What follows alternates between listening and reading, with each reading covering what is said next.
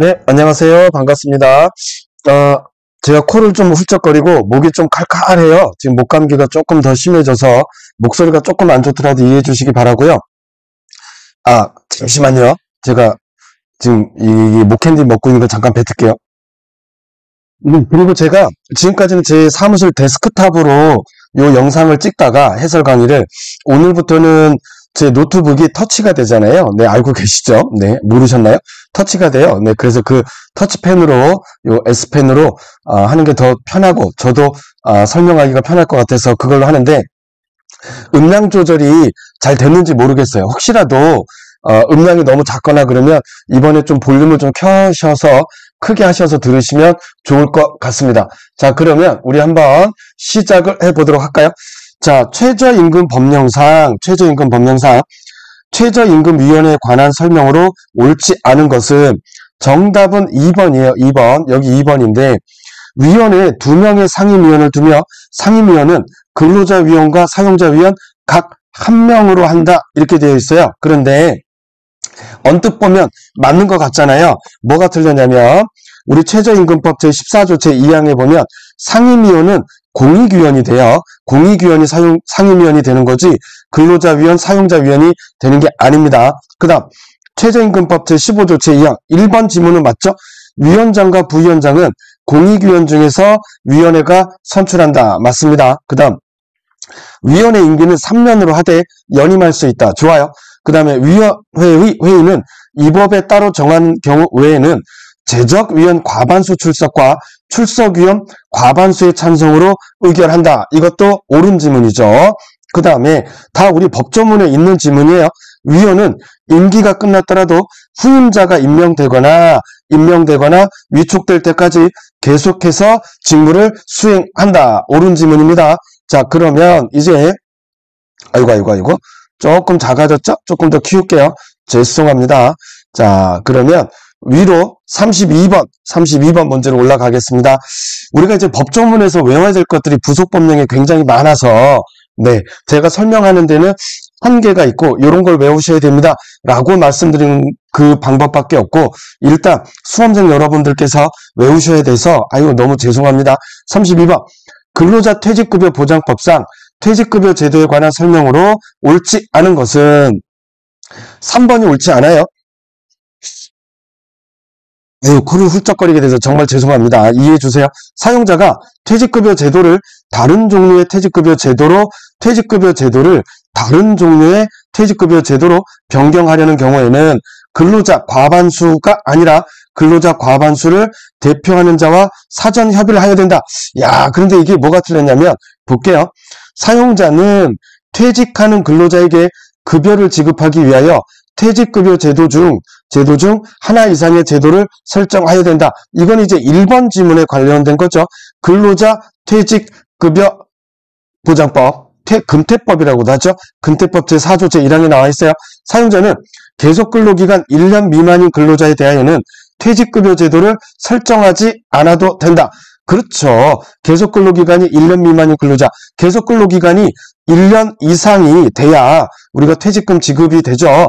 자, 그래서 4주간을 평균하여 또 1주간의 소정 근로시간이 15시간 미만인 근로자에 대하여는 그러하지 아니하다. 다만, 자, 4주간 평균에서 1주간의 소정 근로시간이 15시간 미만인 분들을 우리가 초단시간 근로자라고도 부르잖아요. 그죠? 초단시간 근로자라고도 부르는데 이분들에게도 퇴직금은 지급되지 않습니다.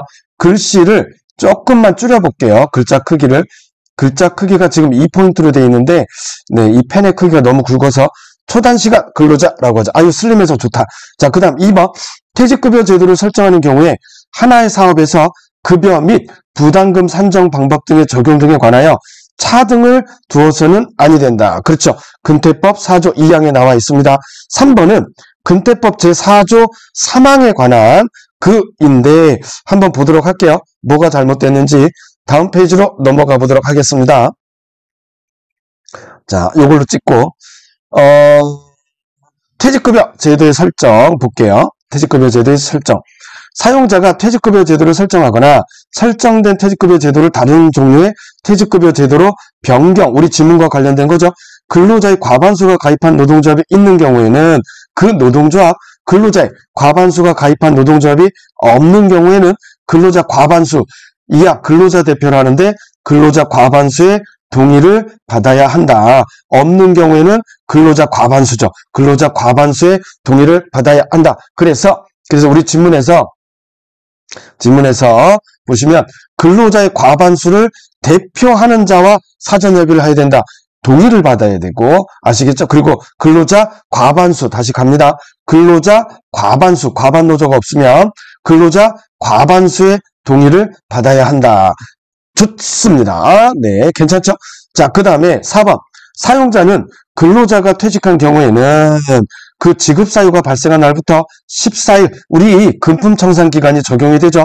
14일 이내에 퇴직금을 지급하여야 하나, 특별한 사정이 있는 경우에는 당사자 간의 합의에 따라 지급기를 연장할 수 있다. 좋습니다. 그 다음 퇴직금을 받을 권리는 3년간 임금채권 소멸시효가 적용된다. 보시면 됩니다. 3년간 행사하지 않으면 시효로 소멸한다.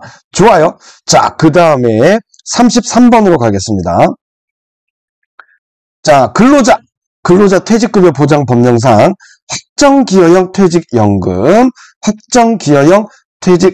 제도의 확정기여형입니다. 확정기여형 퇴직연금 제도에 가입한 근로자가 적립금을 중도 인출할 수 있는 경우를 모두 고른 것은 정답은 기역과 니은입니다. 니은. 디귿은 아니에요. 우리가 적립금 중도 인출할 수 있는 거 외우셔야 되잖아요.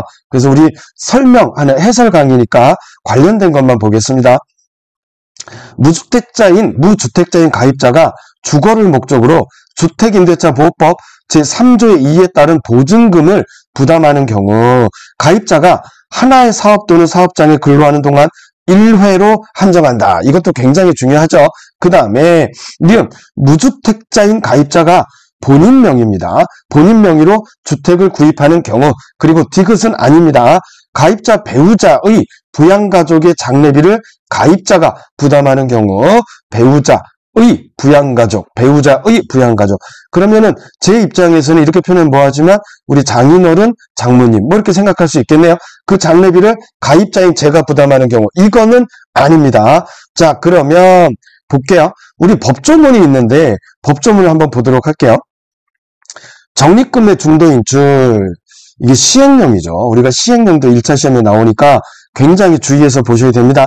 확정기여형 퇴직연금 제도에 가입한 근로자는 주택 구입 등 대통령령으로 정하는 사유가 발생하면 적립금을 중도 인출할 수 있다. 시행령, 그래서 대통령령이라고 했으니까 시행령에 나와 있죠. 시행령 제14조 확정기여형 퇴직연금 제도의 중도 인출 사유, 주택 구입 등 대통령령으로 정하는 사유란 다음 각호의 어느 하나에 해당하는 경우를 말한다.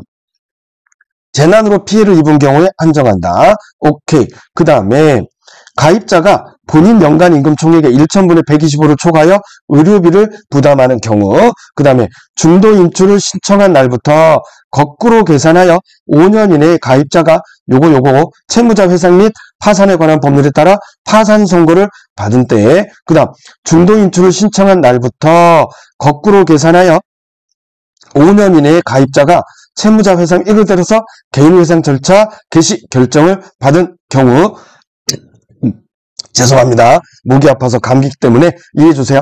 법 제7조 제2항 후단에 따라 퇴직연금 제도의 급여를 받을 권리를 담보로 제공하고 대출을 받은 가입자가 그 대출 원리금을 상환하기 위한 경우로서 고용노동부 장관이 정하여 고시하는 사유에 해당하는 경우, 그 다음 제1항 제4호 요거죠. 요거 1항 제4호에 해당하는 사유로 적립금을 중도 인출하는 경우 그 중도 인출 금액은 대출 원리금의 상환에 필요한 금액으로 한다. 아, 그렇구나. 그 다음에 여기 잘 보세요. 1호에 제2조, 제1항, 제1호, 그리고 제1호의 2 또는 제5호 이렇게 되어 있잖아요. 그러면 볼게요. 관련된 거. 근로자 퇴직급여 보장법 제7조 제2항 전단에서 주택 구입 등 대통령령으로 정하는 사유와 요건을 갖춘 경우란, 그러니까 제2조 제1항 제1호 그리고 제1호의 2, 제5호를 보면 되겠네요. 자, 그러면 넘어가도록 하겠습니다. 오케이, 넘어가야 되겠네요. 이렇게 가서, 자, 아이고 줄어들었어요. 죄송합니다. 여기 좀 키워야 되겠다. 네, 죄송해요. 이 마우스를 써야 되겠네. 마우스를 쓸게요. 그래야지. 손으로 하니까 터치가 된다고 손으로 하니까 좀 불편해요. 자, 1호, 1호의 2, 그리고 제5호라고 했잖아요. 그쵸? 5호부터 볼게요. 사업주의 휴업 실시로 근로자의 임금이 감소하거나 재난, 그래서 재난 및 안전관리기본법 제3조 제1항에 따른 재난을 말한다. 이와 같다. 이러한 재난으로 피해를 입은 경우로서 고용노동부 장관이 정하여 고시하는 사유와 요건에 해당하는 경우다. 자, 그 다음에 자, 우리 관련된 지문과 관련된 거, 무주택자인 가입자가 본인 명의로 주택을 구입하는 경우죠. 그 다음에 1회 2 무주택자인 가입자가 주거를 목적으로 오케이 보증금을 전세금 또는 보증금을 부담하는 경우, 이 경우 가입자가 하나의 사업 또는 사업장에 근로하는 동안 아까 봤죠? 1회로 한정한다. 그런데 가입자가 6개월 이상 요양을 필요로 하는 다음 항목의 어느 하나에 해당하는 사람의 질병이나 부상에 대한 의료비, 이거는 우리가 지금 봐야 되는 지문하고는 관련이 없는 거죠. 그쵸? 관련이 없습니다. 여기에 보시면 다시 볼게요. 색깔을 바꿔서 제2조 제1항 제1호 1호의 2 또는 제5호 이렇게 되어 있잖아요. 그쵸? 아, 그래서 여러분들이 꼼꼼하게 보시고 외워야 될 것들이 많다라는 말씀 드리고, 자, 그 다음으로 넘어가도록 하겠습니다. 34번. 임금채권 보장 법령에 관한 설명으로 옳지 않은 거예요. 이게 옳지 않습니다. 뭐가 옳지 않냐면, 도산대지급금, 우리가 간이대지급금이 있고 도산대지급금이 있는데, 도산대지급금을 받으려는 사람은 도산 등 사실인정이 있는 날부터 3년 이내에 근로복지공단에 직접 대지급금의 지급을 청구해야 한다. 이렇게 되어 있는데 뭐가 틀렸냐면 임금채권보장법 제9조 제1항 제1호에 보면 도산 등 사실인정이 있은 날부터 3년이 아니고 2년이죠. 2년. 그리고 근로복지공단이 아니라 고용노동부 장관에게, 이게 굉장히 중요합니다. 2년. 그리고 고용노동부 장관이다. 나머지는 다 법조문인데 한번 볼게요. 이 법은 국가와 지방자치단체가 직접 수행하는 사업에 적용하지 아니한다. 그 다음 재직 근로자에 대한 대지급금은 해당 근로자가 하나의 사업에 근로하는 동안 1회만 지급한다. 재직 근로자에 대한 대지급금은 1회만, 이렇게 1회만 하나의 사업에 근로하는 동안 1회만 지급한다. 그 다음 임금채권 보장기금은 고용노동부 장관이 관리, 운용한다. 아, 고용노동부 장관이 이 기금을 관리, 운용하는군요. 그 다음 5번. 고용노동부 장관은 사업주로부터 임금 등을 지급받지 못한 근로자의 생활 안정을 위하여 근로자의 신청에 따라 생계비에 필요한 비용을 융자할 수 있다. 누가? 고용노동부 장관입니다. 좋아요. 자, 그러면 이렇게 해서 34번까지 했죠? 이제 35번으로 갑니다. 35번. 35번도 봐야 될 법조문이 있네요. 자, 35번. 임금채권보장법상 사업주로부터 징수하는 부담금입니다. 사업주로부터 징수하니까 사업주 부담금. 부담금에 관한 설명으로 옳지 않은 것은 이랬어요. 옳지 않은 것은, 야, 옳지 않은 것. 사업주가 부담하여야 하는 부담금은 그 사업에 종사하는 근로자의 보수총액의 1,000분의 2입니다. 1,000분의 2 범위에서 임금채권보장기금심의위원회 심의를 거쳐, 아이고, 위원회 이름도 길다, 그죠? 심의를 거쳐 고용노동부 장관이 정하는, 고용노동부 장관이에요. 고용노동부 장관이 정하는 부담금 비율을 곱하여 산정한 금액으로 한다. 그 다음 2번, 이 법은 사업주의 부담금에 관하여 다른 법률에 우선하여 적용한다. 아하, 그렇구나. 그 다음 외국인 근로자의 고용 등에 관한 법률에 따라 외국인 근로자가 출국 만기 보험 신탁에 가입한 사업주에 대하여는 외국인 근로자입니다. 외국인 근로자 출국 만기 보험 신탁에 가입한 사업주에 대하여는 부담금을 경감할 수 있다. 다 우리 법조문에 이렇게 나와 있어요. 그다음 근로기준법 또는 근로자 퇴직급여 보장법 근퇴법에 따라 퇴직금을 미리 정산하여 지급한 미리 정산, 미리 지급한 거예요. 정산해서 이러한 사업주에 대하여는 부담금을 경감할 수 있다. 그래야 되겠죠. 그쵸? 네, 미리 정산해서 돈을 줬으니까. 그 다음 5번, 뭐가 틀렸을까요? 사업주의 부담금을 산정할 때 해당 연도의 보수총액을 결정하기 곤란한 경우에는 전년도 보수총액을 기준으로 부담금을 결정한다. 이렇게 되어 있어요. 뭐가 틀렸는지 보도록 할게요. 자, 사업주의 부담금 밑줄 쳐져 있는 것만 보도록 할게요. 임금채권보장법 제9조 제2항과 제3항입니다. 아이고 또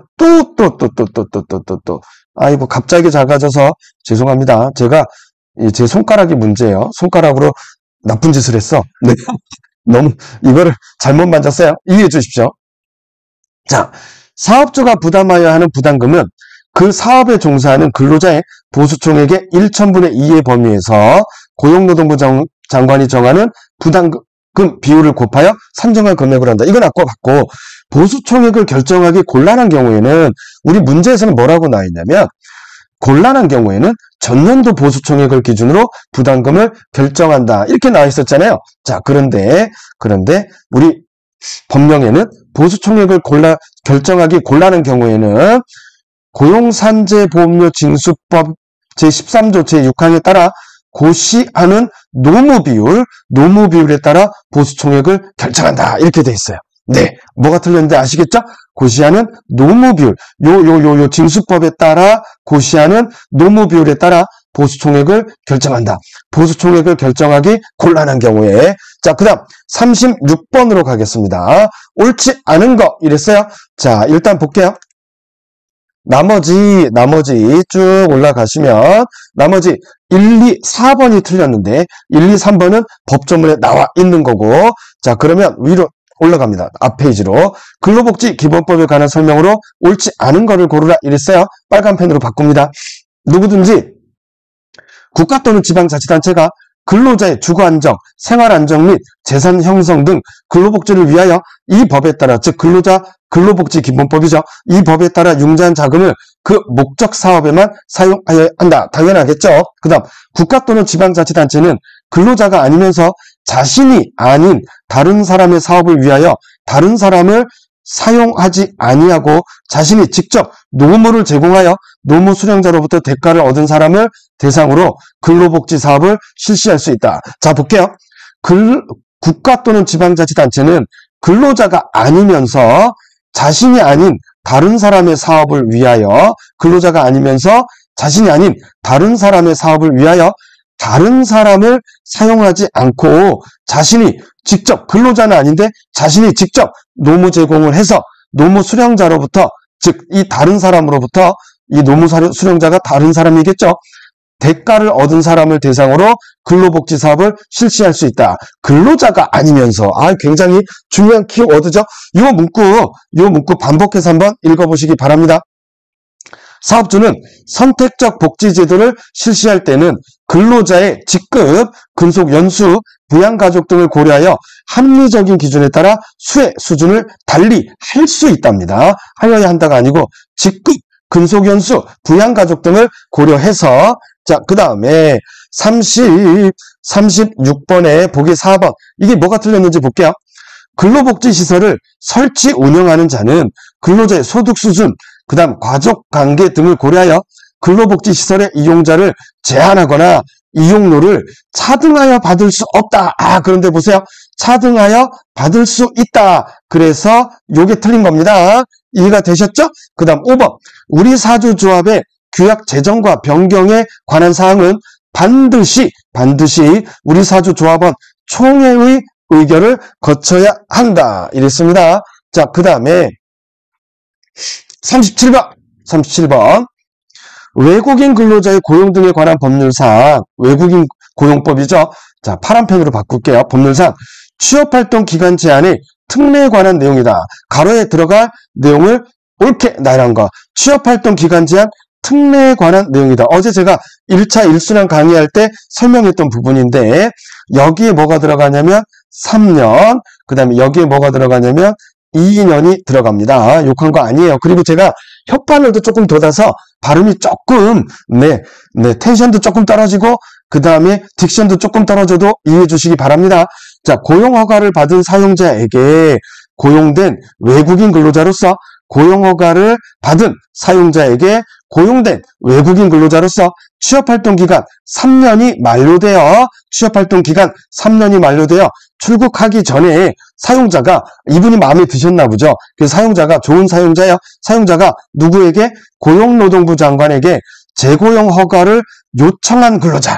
사용자가 3년이 만료되어 출국하기 전에 이분이 마음에 들어서 이 외국인 근로자가 굉장히 성실하고 뭐가 이게 코드가 맞나와요. 그래서 우리 틱한 사용자께서 누구에게? 고용노동부 장관에게 재고용 허가를 요청한 근로자는 한 차례만 몇 년 미만 2년 미만의 범위에서 취업활동 기간을 연장받을 수 있다. 그래서 3년 2년입니다. 오케이, 좋습니다. 그 다음에 38번. 외국인 근로자의 고용 등에 관한 법령에 관한 설명으로 옳지 않은 것은 외국인 근로자의 고용 등에 관한 법령에 관한 설명으로 옳지 않은 것은 이랬어요. 2번이 틀렸는데 2번 먼저 볼게요. 법무부 장관은 송출국가가 송부한 송출 대상 인력을 기초로 송출국가가 송부한 이 외국인 근로자가 이렇게 송출돼서 오죠. 그래서 송출국가가 송부한 송출 대상 인력을 기초로 외국인 구직자 명부를 작성하고 관리하여야 한다. 언뜻 보면은 딱 맞는 것 같은데 뭐가 틀렸는지 볼게요. 38번은 뭐가 틀렸을까? 공부가 되신 분들은 나는 알아요. 이렇게 보세요. 2번 틀렸는데 뭐가 틀렸어요? 법무부 장관이 아니고 고용노동부 장관이 주체다. 아시겠죠? 주어는 고용노동부 장관이 된다. 법무부 장관이 아니시다. 자, 그래서 요게 틀린 겁니다. 고용노동부 장관은 이렇게 돼야 되죠.